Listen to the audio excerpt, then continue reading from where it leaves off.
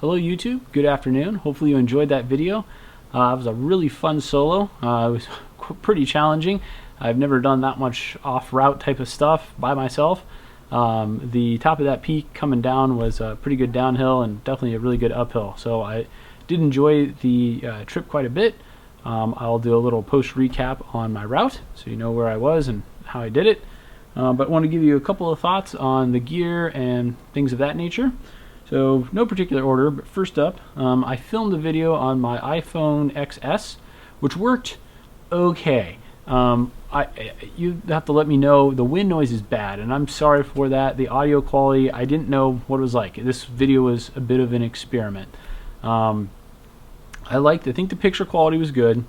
There's no lens hood, so you get some lens flare. So it's something I need to be aware of, is that, like, where's the sun and what kind of sunlight are you going to get into the camera. But it's nice because it's good quality. It's got image stabilization. It's good picture. The nice thing is you can put it onto a tripod real easy. I use this as my tripod. It's the called the UltraPod UltraPod Original. It's the original one, not the 2.0 one. But it's real light. It's very compact. It's a little tripod. It folds out 3 legs and it's got this little phone sleeve here. And this works great. I was able to put this on my hiking pole, attach it to trees, things like that. So it worked really well as a tripod. I like that system. But I got to perfect how to use the iPhone. And I think I'm only going to use that on super lightweight videos or trips where I'm trying to make up high mileage and see how much I can get done. So it worked okay. I think the one major thing that I've upgraded to, and we'll see here in a couple of weeks when I do my next trip, is I'm going to use an external little shotgun mic on it. Plugs into the port on the iPhone, so I'll let you know how that goes, and hopefully the video quality and the audio quality is a little bit better on my next iPhone shot video. So anyways, going down the list, note to self, do not have any more food with dates in it. Apparently my stomach does not like dates. I had these little dates, fig bar looking things. They had dates in them. Didn't go well. Don't like those. Too sweet or something. Didn't like them. Shoes. That was my one piece of gear that I wasn't sure what to do on this. I'm going to do a full gear shoe review video here in a couple of weeks. I used on this trip the same ones I used during my trip with Joe, my last canoe trip. It's the Salomon X Ultra. I like these shoes. They're pretty stiff. For a trail runner, they're pretty stiff. They got good tread pattern. I knew it was going to be off-road, so I wanted to try those. So these worked out pretty good, but I'll give a full review of all my shoes I've used over the past 2 years or so. One thing that I'm constantly not quite sure of, and I might go back to an old system, is my water filter. I've been using the Sawyer Mini. You've probably seen it stuck on the bottle. It's like right here. The annoying thing with the Mini is it's like right next to your face. It's kind of smacks your hat sometimes and things like that. So I don't know if I'll use that filter anymore. I might switch back to Aqua Mirror drops, or I might use some type of other filter and squeeze it into the bottles, because the filter on the thing next to the strap, I just kind of over it. So whatever. Shelter. It was very windy. It was very exposed. So I don't necessarily like the tarp in those situations. Does it work? Yes. Is it perfect? No, because you can never really close it off. So I might be looking into some different shelter systems. I've been wanting to go back to using maybe like a mid, like I used to have the MLD Duo Mid, which is like a pyramid shaped tarp essentially. Use your trekking poles, real lightweight, very storm worthy. So I'm looking into getting one of those. I might try that on my next solo trip, just to try to be able to really hunker down and shield myself. It's hard to do that in a with a tarp and in an exposed kind of alpine area. It's hard to get completely sealed in a tarp, and I never quite feel like I like that. Tents are great too. But for lightweightness, I'm going to start looking into it, maybe getting a new mid. Let's see what else. Final thing for today, fishing. I tried to do fishing in that area. I was on the south end of Desolation Wilderness near Lake Aloha. Most of those lakes are really small, really shallow, and I walked around the edge on those. I never saw any like little fish like this swimming around or anything. So if anyone has any suggestions, the Desolation Wilderness area, like, hey, go check out this river or this lake. It's got, X, Y, and Z fish in it. I'd love to hear your suggestions in the comments.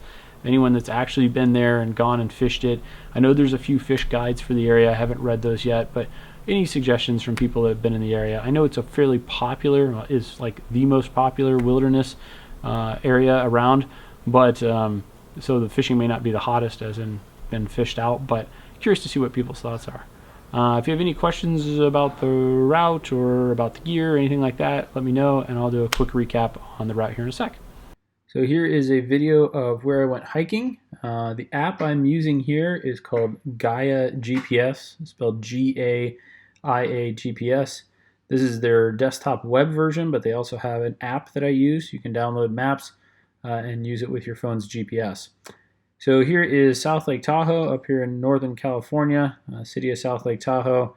And this yellow kind of squiggly line, this is US 50. So where I parked was here at Echo Lake. Echo Lake's a very popular area. There's quite a few cabins that are on the perimeter of the lake, and it's popular in the summertime. Parking wise, there's a parking lot right about here that is kind of a gravel lot, fits probably 30-40 cars. Gets super full in the summer and during busy months. So there's another area right down here where it kind of says Little Norway, and this is a snow park. In California, there are places you can park in the winter that they plow, and they're usually just big parking lots, but you can also park there in the summer and then walk up this way. No parking permits needed or any Forest Service, anything. Just don't clog anyone's driveway because there's a bunch of cabins here on these roads. Anyway, so parking is relatively simple. From Echo Lake, you can hike up this trail this way. If you're in the summer, a couple of months in the summer, they do run a water taxi. A guy will, for 15 bucks, take you on a boat down here to Upper Echo, and then you get off right about here and head right up the trail. So that's an option if you're in the summer.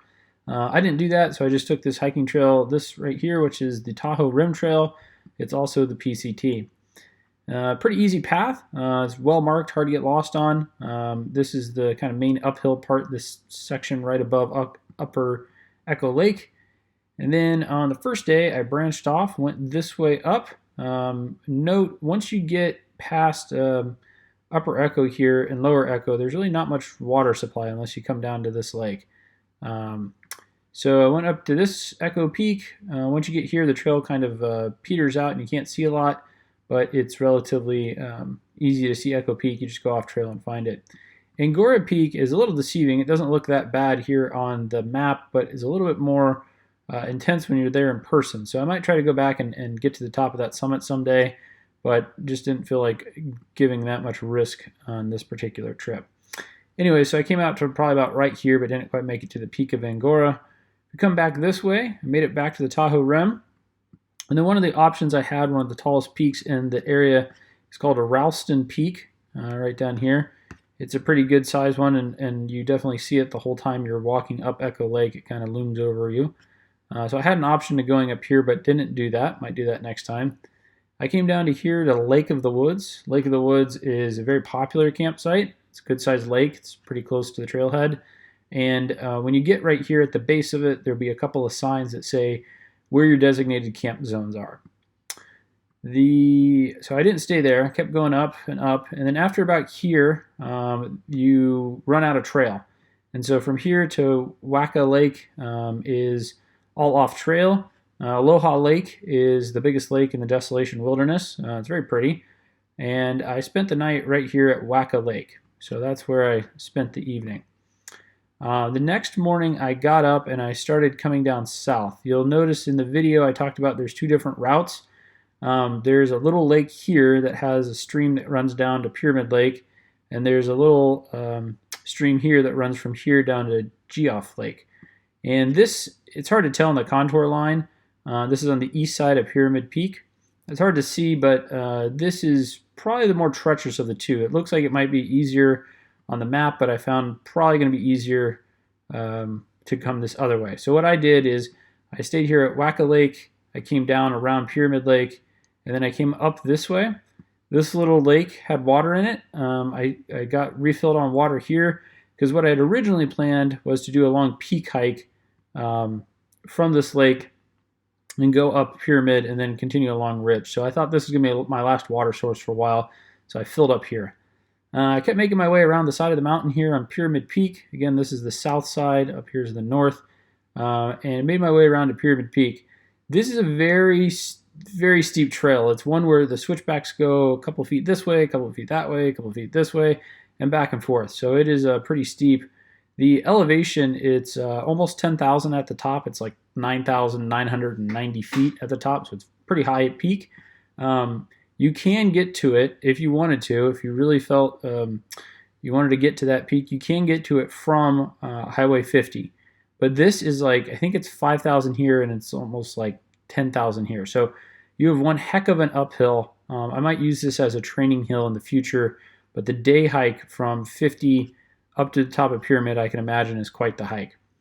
Anyways, I made it here, came around, went straight up Pyramid Peak. The top 100 feet or so, 200 feet, is pretty rocky, and it is very windy. This is the tallest peak, basically from here straight to the Pacific Ocean. So you definitely get some high winds. I ran into some other hikers at the top, and they mentioned it's not always like this, but be prepared. If there's a storm blowing in, this is the highest peak between you and the ocean. So it definitely was catching some winds. There is a common traverse where you can come down this way, come around this kind of loop, staying on the ridges, and get over here to Mount Price. From Mount Price, you come down.